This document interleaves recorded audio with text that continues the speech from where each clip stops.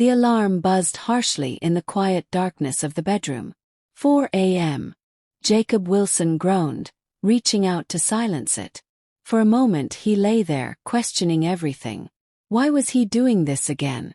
Just 3 days ago, he'd made a promise to himself after watching a video that claimed waking up at 4 a.m. could change his life forever.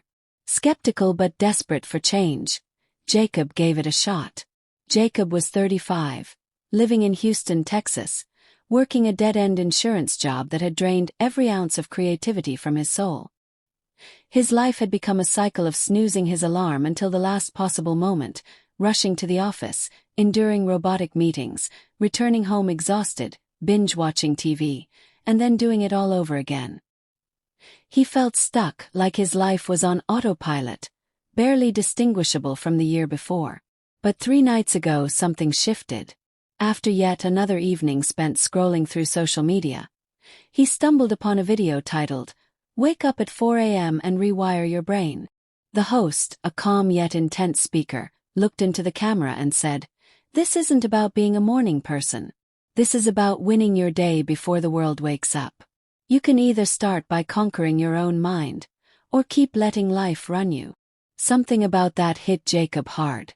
Maybe it was the speaker's conviction, maybe it was the guilt of wasting yet another night, or maybe it was that deep ache he couldn't explain, the ache of knowing he was meant for more. So, here he was, 4 a.m., wrapped in darkness and silence. He sat up. No phone, no distractions. He remembered the rules. No checking emails, no social media, no news. Just you, your mind, your goals. He lit a candle, brewed a small pot of coffee, and opened his journal, something he hadn't touched in years. Slowly he began to write. Day 3. I woke up.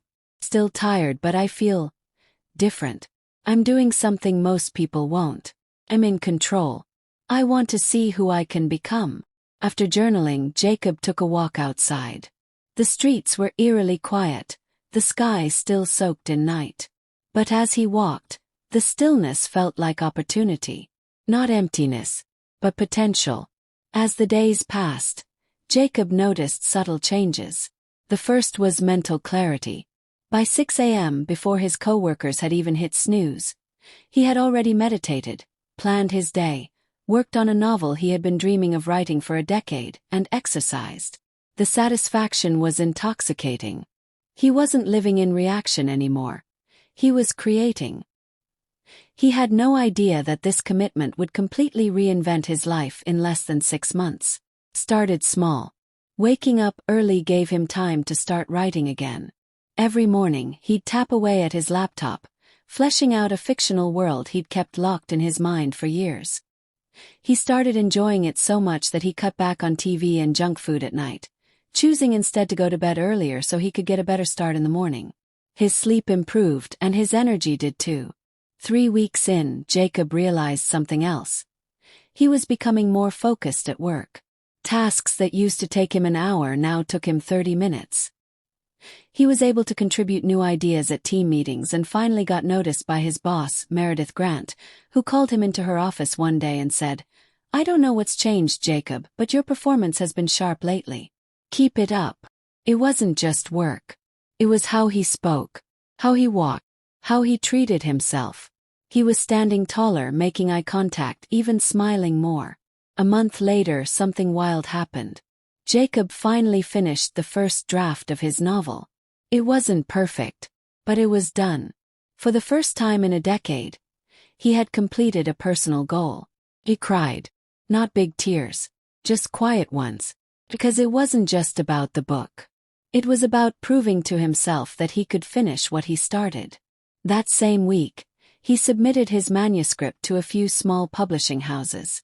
He didn't expect much, but just the act of sending it out made him feel like a different person. Doer. A dreamer who acted.